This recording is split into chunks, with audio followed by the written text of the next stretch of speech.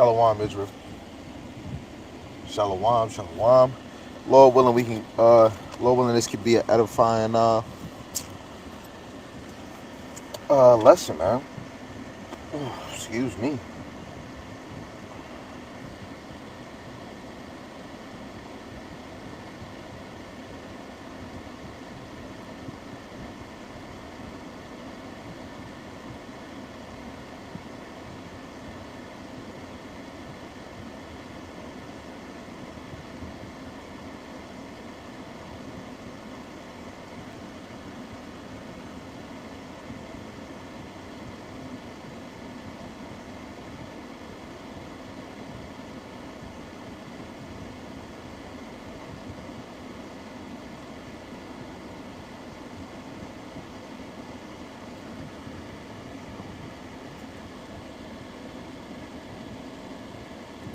Shalom, shalom. First and foremost, I'm gonna give all praises, glory, and honor to Yahweh, Ba'ashem, Yahweh Shai, Ba'ashem Rakakwadash. Yahweh is the Most High God, and Yahweh Shai is who the world innately calls Jesus the Christ. And the Rakakwadash in the Pelo Hebrew is the Holy Spirit. Double honors to the elders and apostles, my teacher of great millstone, who been ruling well through the Spirit from the top on down. That been bringing forth 100% of the Most High doctrine, regardless if you accept it or not. Lord willing, the Most High continue to put on their spirit to endure and to continue to be sincere. Shalom to the hopeful elect that are scattered four corners of the earth, teaching His word and believing His word. Lord willing, continue to pursue the Lord, being sincere. Lord willing, the Spirit is upon you to endure. Shalom to the Akwathium that are believers of His word. Lord willing, you can continue in your lot, being a loving and silent and virtuous wife, which is your lot, married or not. And Lord willing, the Most High have mercy on the other brothers and sisters that's not in the faith. I just have to say, this is really inspired by, the Tuesday live class. I didn't get to finish it because I'm on break going live. And it's something that did stick out. It's actually multiple things that stuck out. But it hit me double. And I bet you it hit other people too. Even having conversation with some people that was watching it. I know you know, right? But to me, what hit me is like, we're really in a battle. If you're not serving the Lord, you're in a battle. If you serving the Lord and you're working to be obedient to Yahweh Shema Shai, you are in a battle. We are at war. We're in a spiritual war. To some, it might seem physical, you know. So I want to go to my first precept. Lord willing, Yahweh Shema Shai can guide us in the spirit, and this can be edifying, some way, somehow. This is Ecclesiasticus, Sirach, chapter 33. And I'm gonna start at 13. It says, "As the clay is as the clay is in the hand, in the potter's hand, Salaki, to fashion it as his pleasure, so man is in the hand of him that made him, to render to them as liketh him best." Right? So who is the potter? It really is Yahweh Shai, who's molding and making us and putting us where we need to be in his story. Right? Verse 14, it says, "Good is set against evil, life against death, so is the godly against the sinner, and the sinner against the godly." Right? So first, talking about obedience and disobedience, I'm really talking about Israel. Just like how the elders and the elder bishops was getting into, it's going into where we're talking about Israel, because judgment is going to start in the house of Israel before any nation. This whole situation is because of Israel. Everybody is where they at is because of Israel. The system that we in is because of Israel, right? And of course, it is the godly versus the sinner, the natural born profane people, which starting with Esau and the other nations, which are servants. But I want to talk about our nation. The obedience versus the disobedience. And that's why you want to work hard to be obedient to the Lord. I might not be able to cover every angle, but I'm gonna do the best that I can to the Rakak with Dash. Just with that one verse, that right there just show you we are in a battle, right? I want to get this one in Romans real quick before I go to the other precept that's in my head. This is Romans chapter 5, verse 19. It says, therefore, as for the offense, wait, is this the one that I really want? Oh no, we want verse 19. Yeah, I want 19. It says, for as by one man's disobedience many were made sinners, so by the disobedience of one shall many be made righteous. Really, which goes into Adam and Yahushua. Shoot, we can even go into Cain and Abel. We can go into Jacob and Esau, right? Very plain and simple, Yahushua and Esau. But since we going back to Israel, or we can just go to the notion of the righteous and the unrighteous, we can say Cain and Abel, right? We could talk about using it as a group, the Pharisees and the prophets. You know, false prophets versus the prophets that were sent, like major and minor prophets. You know, let's get a precept. So I'm gonna have to use my phone and my physical Bible to the best of my ability. I'm gonna have to, right? No, right. So I'm gonna go to Isaiah. Let me see, Isaiah 53, verse 11. It says, he shall see of the travail of his soul, and shall be testified. By his knowledge shall my righteous servant justify many, for he shall bear their iniquities. And that's why I said, for as by one man's disobedience many were made sinners, so by the obedience of one shall many be made righteous. Through Hamashiach Yahushai we are made righteous. That's why Yahushai is the point. Another thing, brothers keep, like this one dude, keep talking about the law is done away with. You know, we can still rehearse the law to the best of our ability for the things that we can do. You know, we still are in captivity, and Yahushua covers the sacrificial law, and it's other things, right? But it's things that we can't, like not eating pork. Those are very simple. And I'm only just saying that because if Yahushua is the one that is obedient, he's the one that's righteous, and he fully served the Lord, no guile. The man didn't sin. So if he was walking to serve the Lord, and he was walking the law naturally, and if you love Yahushua like you say you do, you would try to walk in it in the best way that you can, let alone what comes with faith. You know, we got work to do. And anything that the Lord asks us to do, 2 Timothy 3:16, all scriptures was given by inspiration of the Most High.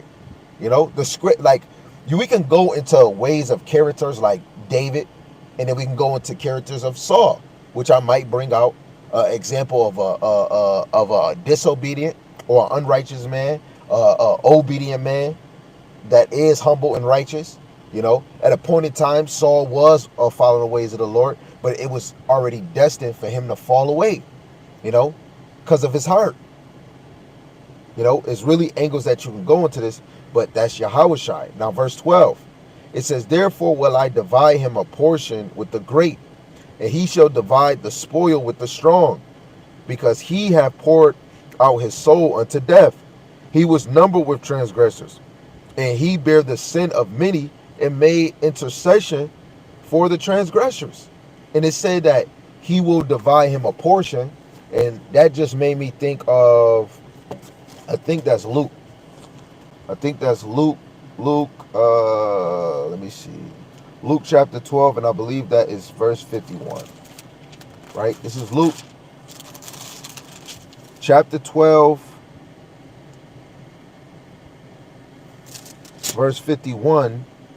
And it reads, suppose ye that I come to give peace on the earth, I tell you nay, but rather division. You know, Yahweh Shema Shai, but rather division.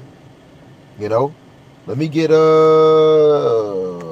think, let me see, Philippians 2:8. Let's see, Philippians 2:8. Where you at? Where you at? Where's Philippians 2:8? So I can find it. This is Philippians chapter 2, verse 8. It says, wherefore God also have highly exalted him and given him a name which is above every name. That's Yahushai. That represents what we just read in the Romans chapter 5, right? Yeah, Romans chapter 5, verse 19, right? For as by one man disobedient, many were made sinners, so by the obedience of one shall many be made righteous. Right? All praise to the Most High, man.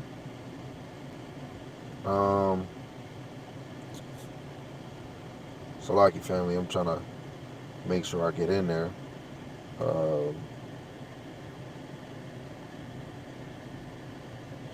This is Romans chapter 5, verse 12.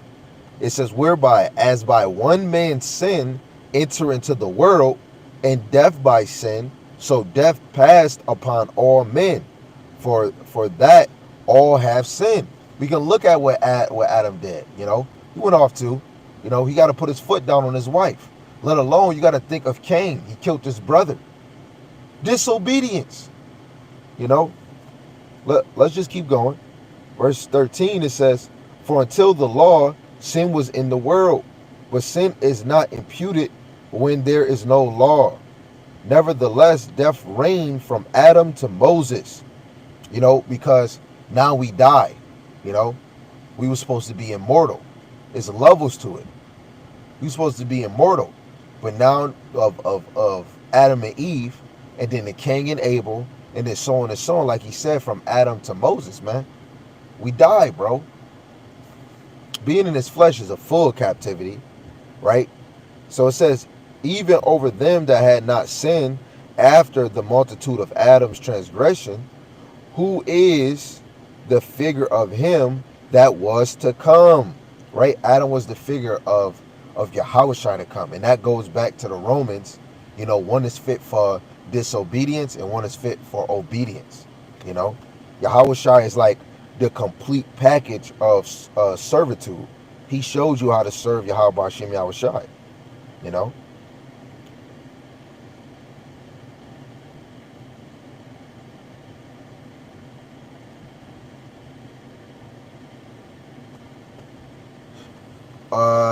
Let me go to the precept that was in my head before I lose it, right? This is Sirach chapter 2, because if we are obedient to the Lord, I'm just going to the first verse. Hey, shoot, even the fear of the Lord, that's another thing, right? But Sirach, Ecclesiastes chapter 2, verse 1, it says, my son, if thou come to serve the Lord, you got to be obedient to serve the Lord. Prepare thy soul for temptation, right? To be obedient, you must come serve the Lord. To be disobedient, you don't have a thought. It's disingenuous. You might be a busybody. You know, a disobedient person is this Jeremiah the 32nd chapter.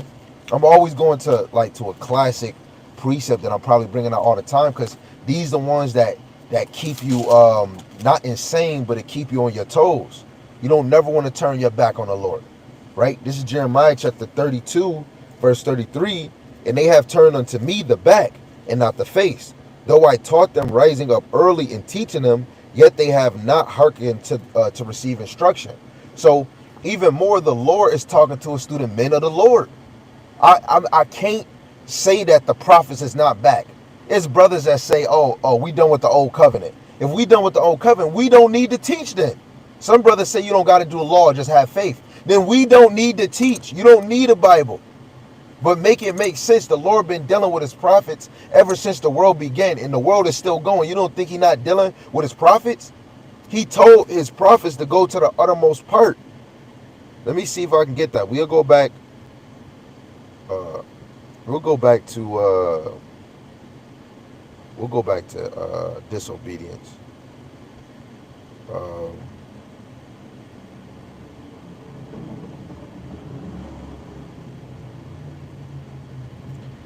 It's a couple.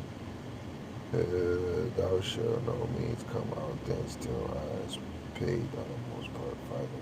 I want to go to the one where he tell the apostles to go to Jerusalem, go to Samaria, to go to the places where Israel at, to teach the word. but I got a different one, so I'll just deal with this one. This is Matthew no, this is Mark the 13th chapter, and I'm gonna start at 26. It says, "And then shall they see the Son of Man coming in the clouds with great power and glory. And then shall he send his angels and shall gather together his elect from the four winds and from the uttermost part of the earth to the uttermost part of heaven." Now it's the other one where the Lord is telling the prophets that they must go teach in the outermost part. The outermost part is the end of the earth. What's the end of the earth? America. So the men of the Lord they're in Babylon teaching the word.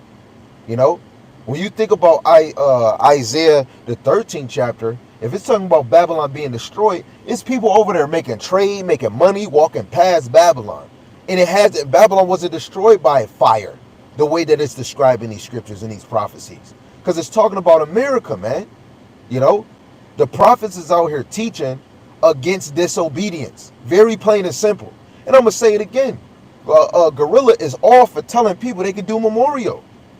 You know, for IUIC saying that great millstones and bums and they don't got no money. I was just watching this one Christian dude that say, man, I see Christians, I see Muslims, I see Hebrew Israelites. Most of the Hebrew Israelites is bums.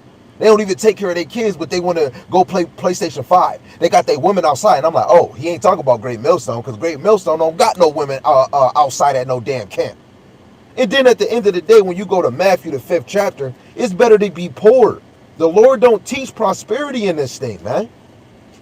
And anybody teaching prosperity, that's disobedience, man. We got to be prosperous in Yahweh Ba'Shem Yahushai. It's better to live a simple life just providing for your house. Yes, it's little things that you want, but don't kill yourself to try to make a living in this thing. You want to make a living for the Lord. Don't be slothful in the business of Yahweh Ba'Shem Yahushai. Niggas want to teach the word when it comes to debating, but what happens to edifying? You know, Lord willing, I could do is another point that they said in the video dealing with Jesus is not real. So I got a lesson, Lord willing, through the Spirit. Jesus not real. You know, we got to get into understanding that we're gonna, in this captivity, we're gonna start getting back into the language of Canaan. You know, that's in prophecy that we're gonna go back to talking in the language of Canaan. What's the language of Canaan? Hebrew, man. So what's the name of the Lord in Hebrew? Yahweh, Yahweh Shai. Jesus is not real, B. You know? But I'm sorry, I just got passionate for a second. But this is Matthew chapter 5, verse 3. It says, "Blessed are the poor in spirit, for theirs is the kingdom of heaven." Right? I'd rather be poor in spirit, man. You know, I don't got no savior. I'm always we're angry, we upset. Not angry like, you know, where the sun go down, where's the sin, but you're angry because of these nations. We don't have no break. People talking about a vacation. That's not a real vacation when you come back and working again. It's not a vacation where I'm teaching on Saturday, I get my boost kits, and then Sunday I come back to work. Like, make it make sense. You know, we poor in spirit. The Lord tell you, observe what the Pharisees are doing, but don't do what they do. They want to have the most expensive garment. You know, I didn't pay my wife $200 or pay somebody $1,000, $500 for a garment. I gave my wife some bread and she made my garment. Let alone through the Spirit, she did her own charity. I mean, she ain't speaking on herself, so I'm about to boast on her. My lady and my other wife is printing shirts with names on it and giving it out for free. Even if they could want $1 from it. We not trying to think about getting rich. Haggai or Habakkuk, you know, we keep trying to fill our bags with money. You got holes at the bottom. What nigga is trying to talk about building wealth? You a bum because you don't got money. Everybody in Great Millstone is working. For the ones that I know. You know? My captain working. A lead. A captain at that, man. Where I'm at. I'm a lead, man. Handling business. You know? But at the end of the day, brothers is putting Yahweh Shema Shai over money, man. That's obedience. Now back to the obedience. Salaki family. You know, I got like a good 5 minutes. You know? I'm going to just deal with obedience. Actually, let me get this one because I want to get this because this is the real history classic. You know? First Samuel, man. You even before First Samuel the 16th chapter, read before that so you could see the stature of David before he became king. You know, he was a humble young man. This is this is First Samuel chapter 16, and I really want to go straight to the point. You know, verse I'm gonna go to verse 7. It says, "But Yahweh said to Samuel, Look not on his countenance or on the height of his stature, because I have refused him. For Yahweh seeth not as man seeth, for man looketh on the outward appearance, but Yahweh looketh on the heart." He looking in the heart for obedience.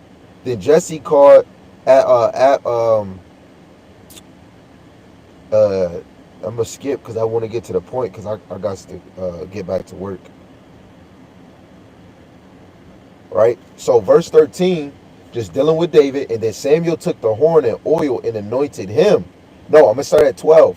It says, "And he sent and brought him in. Now he was ruddy and withheld of a beautiful countenance," because he's talking about the inward part. What is beautiful? David's spirit. Whoo! It says goodly to look to. And Yahweh said, Arise, anoint him, for this is he. Then Samuel took the horn of oil and anointed him in the midst of his brethren, and the spirit of Yahweh came upon David from that day forward. So Samuel rose up and went to Ramah. Right? The Rakakwadash is only fulfilling in the children that's obedient. If you don't got the Rakakwadash in you, I'm sorry to tell you. If you want a cracker with peanut butter, we can give you that. But you are not considered obedient to the Lord. You know, the Lord has given us spiritual gifts when we are obedient. Very plain, very simple. Verse 14, "But the spirit of Yahweh departed from Saul, and an evil spirit from Yahweh troubled him." Right? Because when we go because I said read chapters before chapter 16. The Lord gave him a command in the beginning, kill all the Amalekites. He didn't do that. Let alone he allowed these to keep. Oh well, the people, man. You know what I'm saying? How you a king and you letting people have order over you? That's just like a man in his household. A wife shouldn't make rules over you, you know? Or whatever you say goes. Very plain and simple, especially when a man is serving the Lord, he's going to be stern out his house and stern in his house. It make sense, especially if he has that Rakakwadash in him. Yahweh Shai was all stern. You know, it's different levels to it, right? Verse 16, it says, "Let our Lord now command thy servants which were before thee to seek out a man who is a cunning." Wait, verse 15, I'm sorry. It says, "And Saul's servant said unto him, Behold now, an evil spirit from God trouble thee." Right? Now I gotta go back to work, but it shows like soon as you'll be seen when you are obedient. You know? You'll be seen. You got certain camps saying, "Oh, it's camp season now." Like you should be teaching all the time. You know, it's very disobedient. Let alone it's disobedient to come at a man of the Lord that's really going into these prophecies and being truthful. Let alone a lot of brothers believe that I'm saying a lot of us because Great Millstone and the affiliates is moving in one body through the Rakakwadash. But when brothers is trying to correct brother and going in the scriptures, calling it a rebuke, other brothers feel like it's hate. I don't even know you to hate you. But when it comes to somebody lying or going left, that's like me. If I say something wrong, if Asher or that, I'm going to accept it. I'm gonna hear it. But of course, if I did say something and they might catch it wrong, I'm gonna be like, I was going into this. Oh, I get what you're saying. But now say if I'm going into scripture and it's really wrong and it's wrong, totally wrong, and I'm trying to back it up and he's like, yo, this is what it's going into. I have to accept the correction. You know, we can't be out here telling lies on Yahweh Bashim Shai because this is Yahweh's business, you know? And to be about the Most High's business, you must tell the truth. Let me get this last one and I gotta go. I got to go. You know, I'm sorry I couldn't make it even longer because you know me. I will get in there. Now, this is 1 John chapter 3, verse 18. And look how the Spirit just keep bringing us back, right, to telling the truth. It says, "My little children, let us not love in word, neither in truth, but let us not love in word, neither in tongue, but in deed and in truth." So that automatically show you should be obedient in deed, which is an action, and in truth. There's no more arguing. Man, right there, that precept solidified. I just showed you. Like, I should have went into the disobedience, which could have made it even more crispy. But right there and then, that solidified. If you not moving in deed of Yahweh Shema Shai or in truth in Yahweh Shema Shai, you are disobedient, man. And that's why it should irk you, to always want to crave the guidance of the Lord. But all praise to the Most High. Lord willing, this is edifying. And Lord willing, you choose to be more obedient to Yahweh Shema Shai. With that, Shalom, Yahweh speed. My brother is in the building, man. Hope, grace, mercy, 144, man. It's just nice to see a brother that be dropping precepts. And if another brother might, you never know. I don't know what you're doing, but just to say, man, it's good to see you, brother. And I hope all is well. I hope you still putting your hand to the plow, you know. But next time, Lord willing, I see you on the next video, and with that, shalom.